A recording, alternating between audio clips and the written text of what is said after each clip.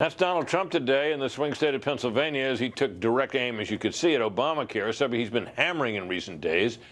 At the same time, this race has gotten closer. Is there a connection? Tonight, he is giving a very much on-message speech in Wisconsin. Our nightly political panel is back. Guy Benson, political editor at townhall.com, and Nina Easton, veteran journalist at Fortune magazine. Guy, Trump hasn't really gained that much, but he has held steady as she has declined. How much does his campaigning have to do, if any, with this? Well, I think this is a smart move from the Trump campaign. You sort of have Donald Trump and Mike Pence campaigning against Obamacare, while Hillary Clinton is campaigning against the director of the FBI. I'm not really sure that works out particularly well if the race is in fact tightening. And this was a for her, you mean? For her. I'm saying, watching that clip alone, that is a very subdued Donald Trump sort of soberly going through the list of real problems with Obamacare that are hitting right as this October-November surprise, day one of the open enrollment, is today. And this is exactly the issue, one of them at least, that he should be focused on, and it's wise counsel that he's taking, obviously. Nina? Yeah, well, 6 days before the election, and it's a good issue for him. I mean, Obamacare is not very popular, wildly unpopular with Republicans, and it's not very popular with independents.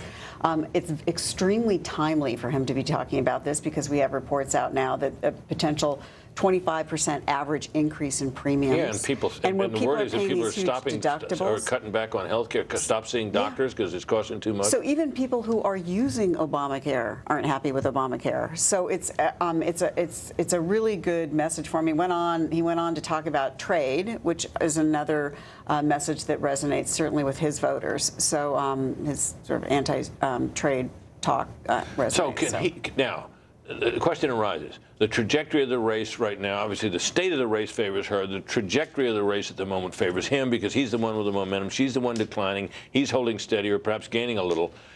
Is this kind of campaigning, this subdued, on-message, on-point campaigning, which Carl Cameron is reporting his audiences seem to love, is this enough to pull this out by election day? He only has a few days. Yeah, we'll see, with so much early voting as well already in the bank.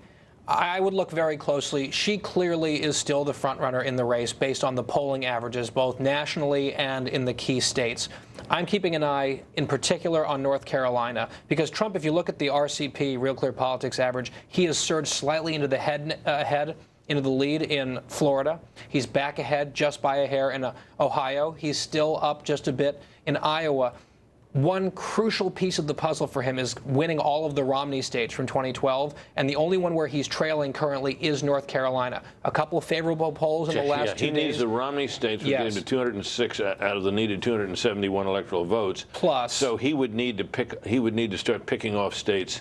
In addition to, Florida would be a big piece of it. That would give him another 35, get him to 235 if he carries North Carolina. Right. But then he's got a ways to go still, right? Right. So North Carolina is the one, I think, a very important race to watch, because if he can gain the lead there and win North Carolina, then he holds the lead elsewhere. He's got all the Romney states plus the small leads in Florida, Ohio, Iowa. Then he needs one more big blue state or a combination of a few small blue states to get to 270. Tough but doable, tough. Right? You think so, Nina? Yeah, it's tough. I mean, it's tough but doable. I mean, the thing about the Democrats do have that built-in demographic advantage, and that's going to hurt him regardless of what happens in the next couple of days and regardless of the polls tightening. That's a consistent trend.